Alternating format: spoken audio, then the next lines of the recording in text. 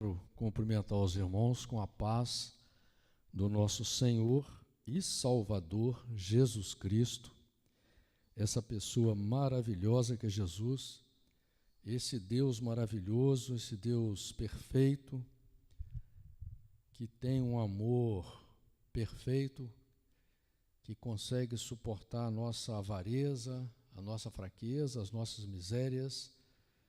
Imagina, irmãos, se fosse nós que fôssemos julgar uns aos outros, nós com certeza não teríamos misericórdia, porque o que a gente ia ver de defeito no outro, não ia ter como a gente achar um jeito de perdoar. E o amor de Deus, irmãos, é incompreensível por isso. Nós não conseguimos, nem analisando, entender como uma pessoa tão perfeita como Jesus, uma pessoa que venceu todos os pecados na carne, que veio como homem aqui, viveu como homem igual a nós, e conseguiu vencer todas as misérias que nós temos no nosso coração enganoso, como a palavra do Senhor diz, que o nosso coração é enganoso. Como o presbítero irmão Paulo estava dizendo aqui, né? O problema não está no mundo. Olha como a terra é linda, o mar é lindo, a chuva é linda, a água é uma coisa linda, as florestas, os animais, as pessoas. Olha quanta coisa perfeita, quanta coisa linda há na terra. A terra realmente é um paraíso. Muitas pessoas estão procurando um paraíso. A terra é um paraíso, é um lugar maravilhoso demais. O corpo humano é uma coisa maravilhosa. Mas o nosso pensamento é ruim, o nosso coração é ruim. Esse é o problema. Nós olhamos mal, nós temos um olhar bom quando a gente tem interesse, quando a gente quer para usar. Você botou a mão, você já perde o interesse. Imagina, irmãos, que até hoje, com toda a evolução que há na Terra, né, hoje a evolução ela caminha uma velocidade astronômica, né? Antigamente uma coisa para acontecer demorava 100 anos, hoje demora 100 dias, né? Geladeira, luz elétrica, fogão, toda essa tecnologia ela veio de repente. Aqui quando a gente lê aqui o Velho Testamento não existia nada disso. E foi aumentando, né? Porque toda a ciência vem de Deus. Aprove a Deus, em sua infinita perfeição, dá uma condição muito boa para o ser humano. Porque o ser humano, quando você olha na Bíblia ali, quando você olha na história do ser humano, você vê que o ser humano não deu valor a uma cachoeira linda, não deu valor a os animais lindos, as frutas maravilhosas que Deus fez, não é? Você vê que esse povo que Deus tirou de uma escravidão, imagina você nascer em uma casa onde o seu bisavô, o seu avô, o seu pai, você, o seu filho são escravos. Você imagina só, né? A gente aqui no nosso país nem tem noção, quando você fala escravidão, a pessoa nem tem noção disso. Mas estude para você entender o que é uma escravidão, e principalmente a escravidão daquele tempo antigo, né? E ainda poucos que eram livres, plantavam, né? Não é igual hoje, você vai ali no supermercado, tem tudo em excesso, não. Você plantava lá o trigo, tinha que ficar esperando o trigo nascer, crescer, e quando o seu trigo estava bom, que você tinha quantidade de comida reduzida, variedade reduzida de comida, né? Você tinha que caçar para comer. E o que acontecia? Vinha lá os midianitas, vinham os filisteus e destruía toda a sua colheita. E se você fosse fazer alguma coisa, ainda matava você, matava seus filhos na sua frente, matava o filho da mulher na frente dela e levava ela cativa para servir de escrava sexual dele ainda. Você já pensou? Era um mundo desgraçado. O melhorzinho naquela época era muito ruim, era maligno. E Deus teve que trazer toda essa evolução científica, toda essa modernidade, todo esse conforto, para ver se conseguia melhorar o pensamento humano. Foi por isso que deu toda essa evolução no mundo. A misericórdia de Deus, a bondade de Deus. E aquele povo estava lá escravo. E Deus chega, faz aqueles milagres que todos nós conhecemos, os milagres que Deus fez ali, derrotando o poder de todos aqueles deuses mais importantes ali, porque aquele povo era idólatra, eles idolatravam centenas de deuses, mas os deuses mais importantes, Deus confronta todos eles e derrota todos eles. Você imagina hoje, você que está na igreja, você que lê a Bíblia, você que está buscando Deus, você vê com seus próprios olhos os milagres que o povo de Israel viu lá no Egito. É capaz de você falar assim, não, eu me converteria na hora, é ou não é? E aquele povo saiu da dificuldade, da miséria, do sofrimento,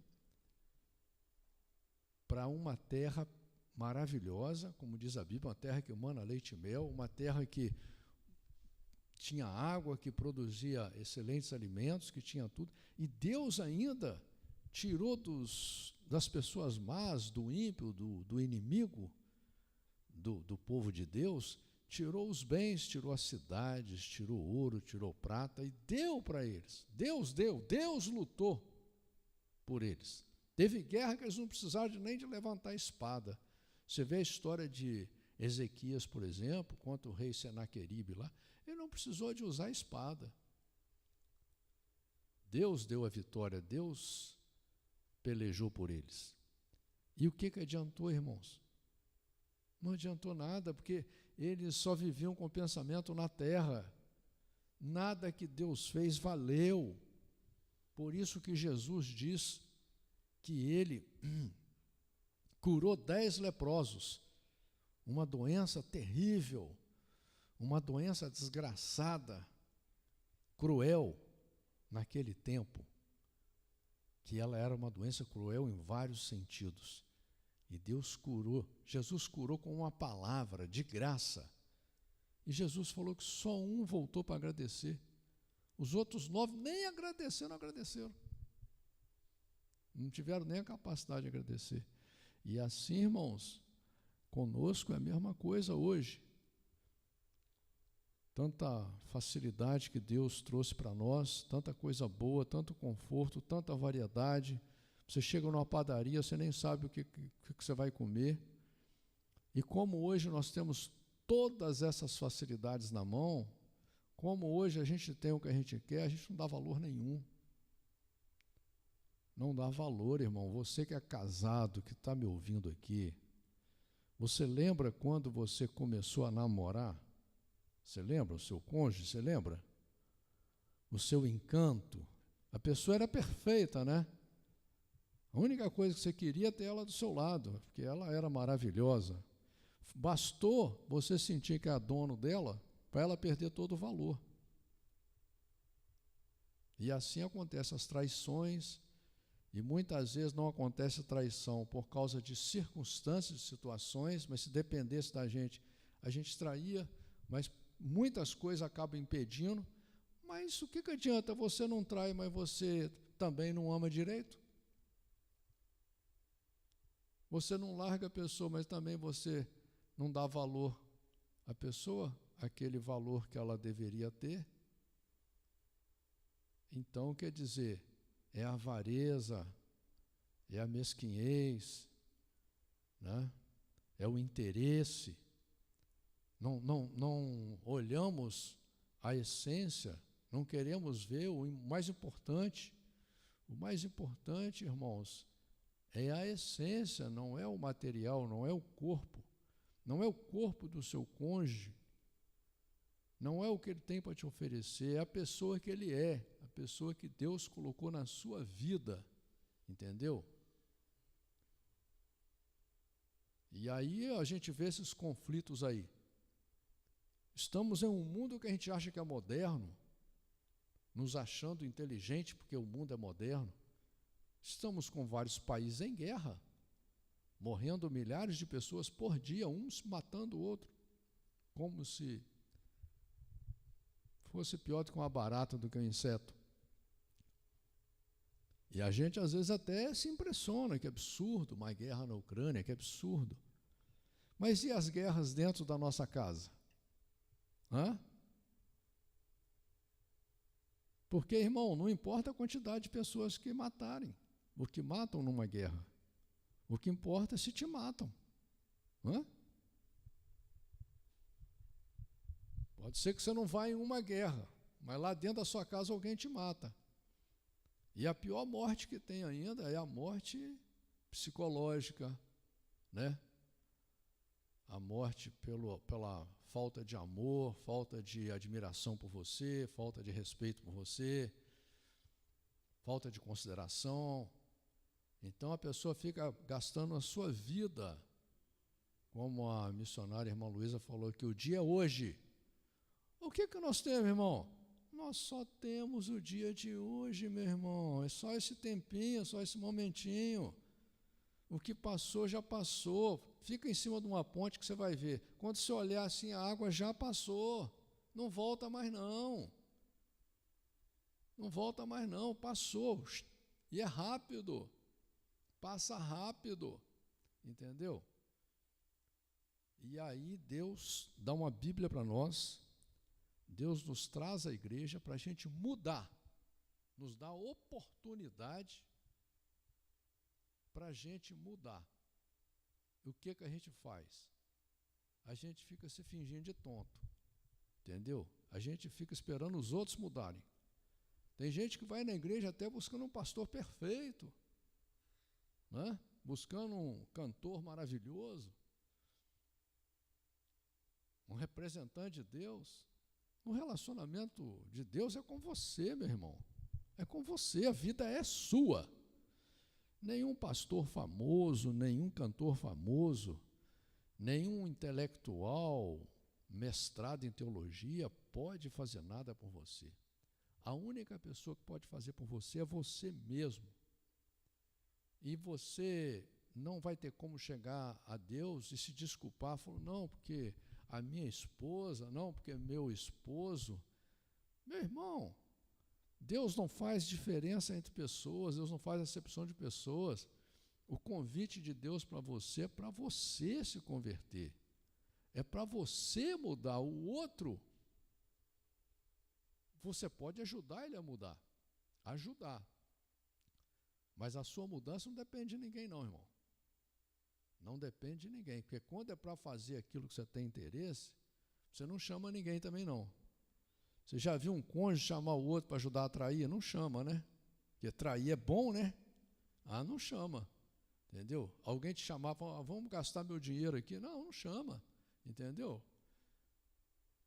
Agora, qual que é mais importante, meu irmão? Mais importante é você conquistar as coisas materiais aqui na terra, como aquele povo que saiu do Egito lá só pensava nisso, nas coisas materiais, na prata, no ouro, no poder. É isso que você acha que Deus quer de você? Você acha que Deus te deu uma Bíblia para isso? Você acha que Deus te leva na igreja para isso? Deus te deu uma Bíblia, irmão, para você lutar, para conquistar a ressurreição e a vida eterna.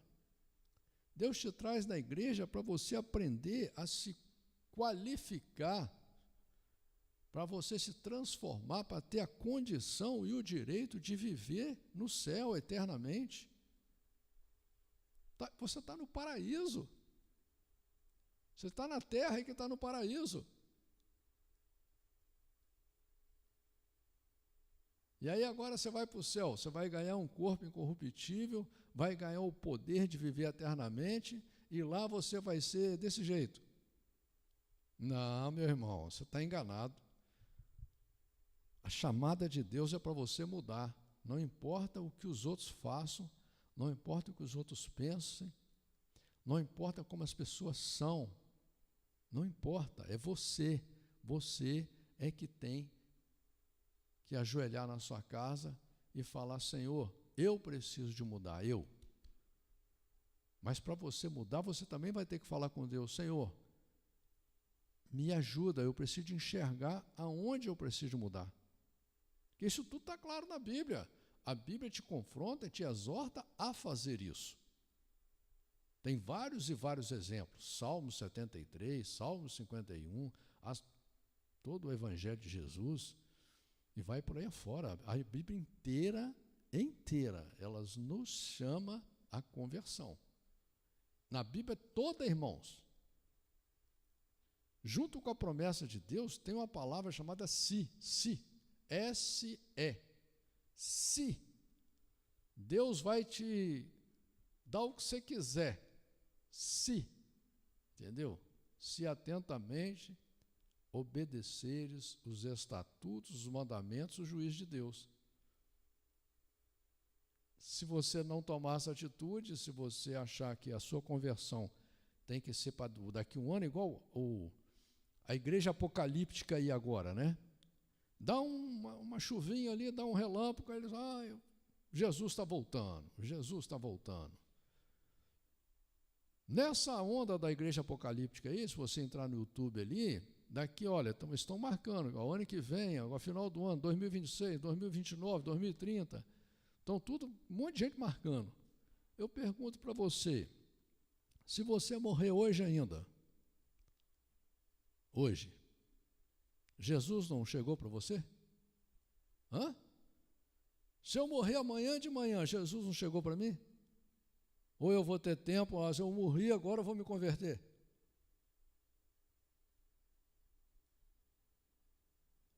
O dia é hoje, irmão. Hoje, Deus quer que você realmente assuma o seu relacionamento com Ele. Irmãos, estamos lendo o livro de Deuteronômio, no capítulo 23.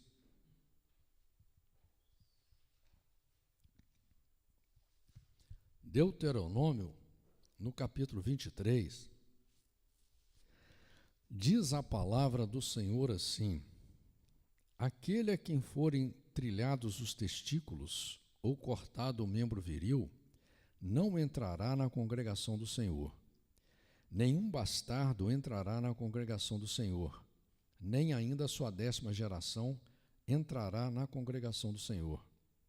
Nenhum amonita, nem moabita entrará na congregação do Senhor, nem ainda a sua 10ª geração entrará na congregação do Senhor eternamente. Então aqui Deus já está mostrando, irmãos, que não é assim que as pessoas vão entrar no reino de Deus. A igreja está pregando aí que o cidadão faz o que ele quer aqui na terra. Aí morreu, está lá na glória com o Senhor, está no céu.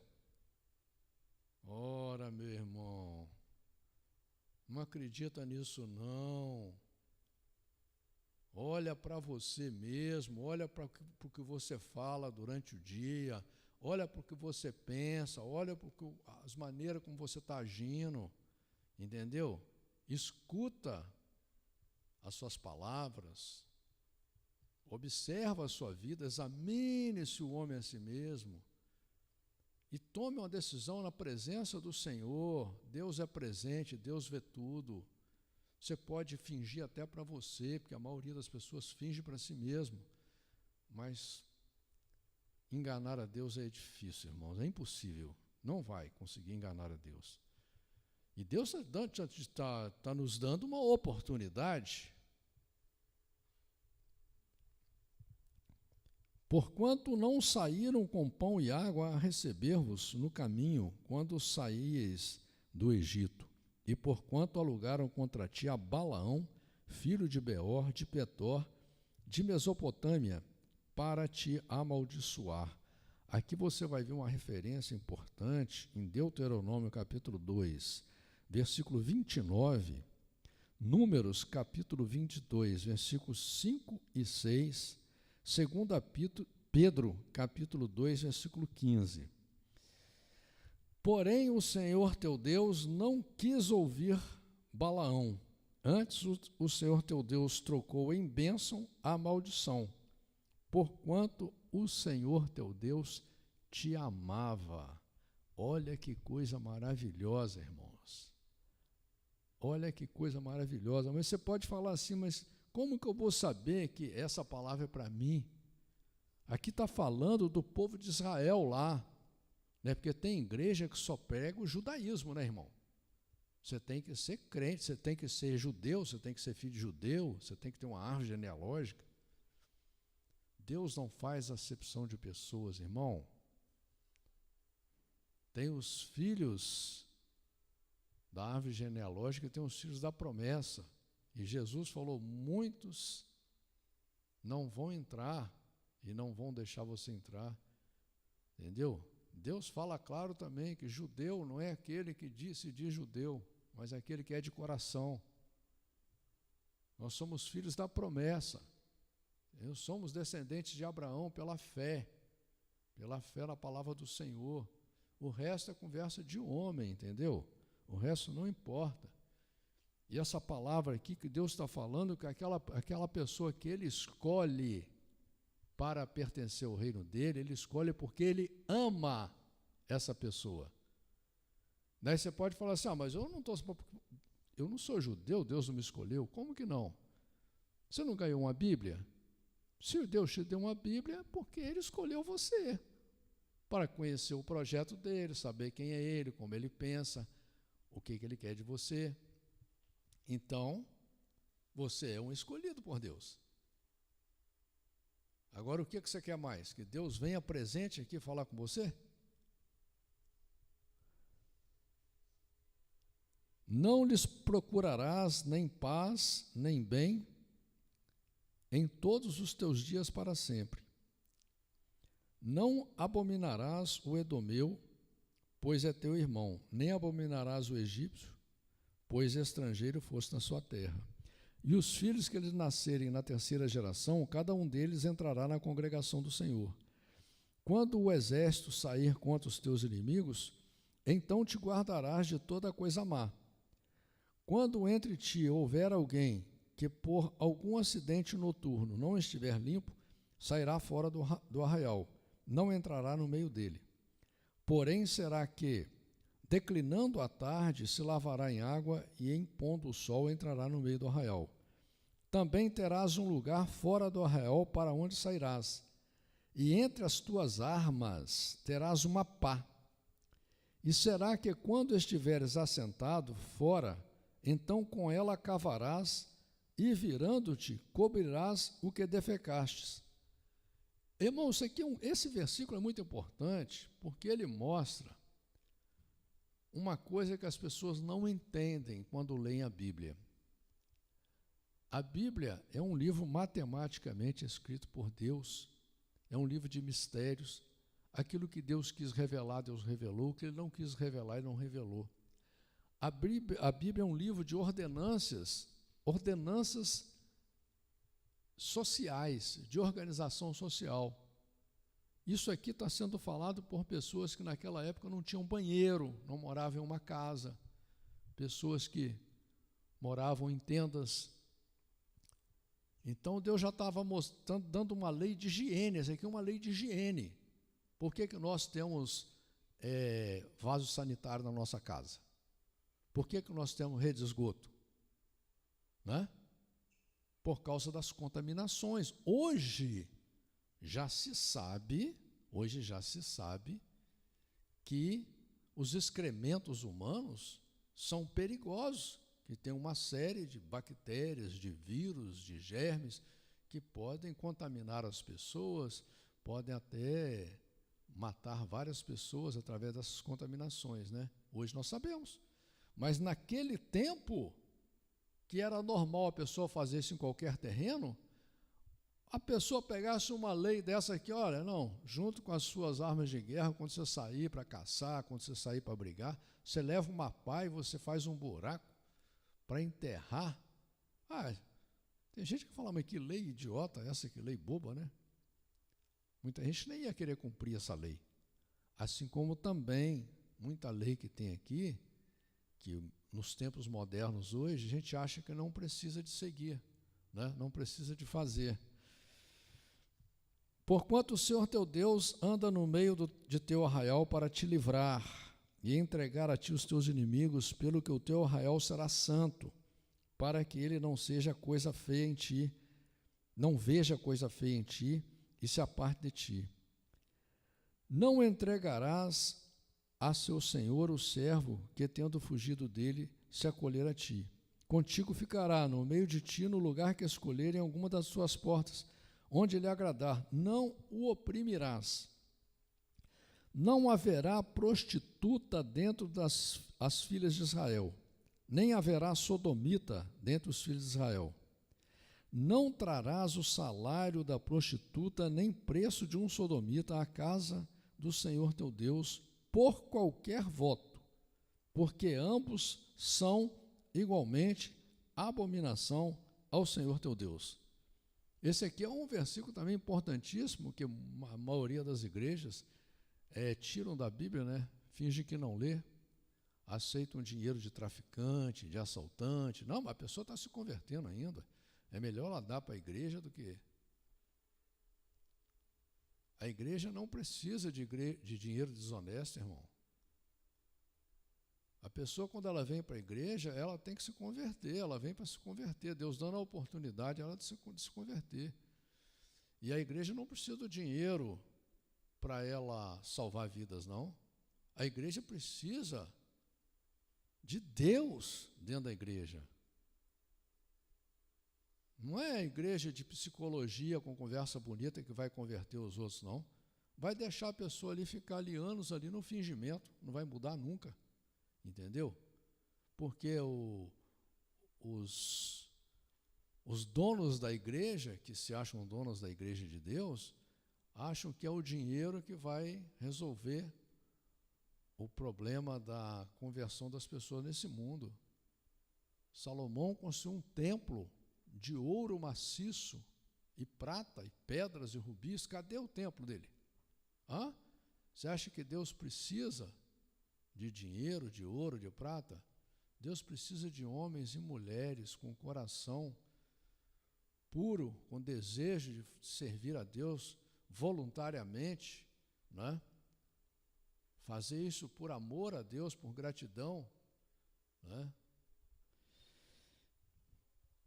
A teu irmão não emprestarás com juros, nem dinheiro, nem comida, nem qualquer coisa que se empreste com juros.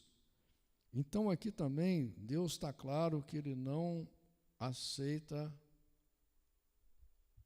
essa agiotagem aí, principalmente com os irmãos. E você vai ver uma referência muito importante aqui, irmãos, lá no livro de Êxodo, capítulo 22, versículo 25, Neemias, capítulo 5, versículo 7, Salmos, capítulo 15, versículo 5, Levíticos, capítulo 25, versículo 36 e 37, Lucas, capítulo 6, versículo 34 e 35. Ao estranho emprestarás com juros, porém a teu irmão não emprestará com juros, para que o Senhor teu Deus te abençoe em tudo o que puseres a tua mão, na terra a qual vais a possuir. Quando fizeres algum voto ao Senhor teu Deus, não tardarás em cumpri-lo, porque o Senhor teu Deus certamente o requererá de ti, e em ti haverá pecado. Olha só aqui, irmãos, esse aqui é muito importante. Primeiro, que as pessoas acham que não precisam fazer voto com Deus. Deus fala assim, olha, eu não preciso do seu voto não, mas se você fizer, cumpra. Entendeu? Cumpra.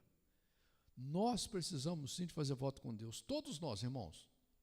Nós precisamos fazer jejum, nós precisamos fazer aliança com Deus, principalmente se você tem algum problema, que você busca a solução dele, você tem que fazer voto com Deus. E você não tem que ter esperança porque você fez um jejumzinho, ou você fez um voto com Deus de uma semana, ou 15 dias, ou 21 dias, ou 40 dias, não importa. Você tem que ter a esperança que, porque você fez o voto, Deus vai ter que te ouvir. Não, não esquece isso, meu irmão. A última palavra de um voto sempre tem que ser assim, que seja feita a vontade do Senhor, porque a vontade de Deus para nós é perfeita. Entendeu? E diz aqui, você vai ver uma referência aqui com respeito ao voto, que é muito importante, irmãos. Lá em Eclesiastes, capítulo 5, versículo 4, Juízes, capítulo 11, do versículo 1 ao 30, isso aqui é muito importante, aqui conta a história de Jefité, que fez um voto Um voto tolo perante Deus, e depois ele, para cumprir, teve que praticamente acabar com a família dele, com a descendência dele, né? Você vai ver com a referência em Jó 22, 27, Números 30, capítulo 30, versículo 2, Salmos capítulo 66, versículo 13 e 14, Salmos capítulo 76, versículo 11. Porém, abstendo-se de votar, não haverá pecado em ti. Então, se você não fizer voto nenhum, tudo bem. Mas para você não é bom negócio, não. É melhor que você faça votos. O que saiu dos teus lábios guardarás e cumprirás, tal como voluntariamente votaste ao Senhor teu Deus, declarando-o pela tua boca. Entendeu que o voto aqui é voluntário? Quando entrares na vinha do teu próximo, comerás as uvas conforme ao teu desejo, até te fartares. Porém, não as porás ao teu cesto. Quando entrares na seara do teu próximo, com a tua mão arrancarás as espigas, porém, não porás a foice na seara do teu próximo. Então, aqui, irmãos, aqui, ó, você está com fome, alguma coisa, você vai lá comer, saciar, tudo bem. Agora, você pegar além, né? Você querer se beneficiar das coisas dos outros, sem ser pelo seu esforço próprio, Deus não se agrada disso aí não, irmão.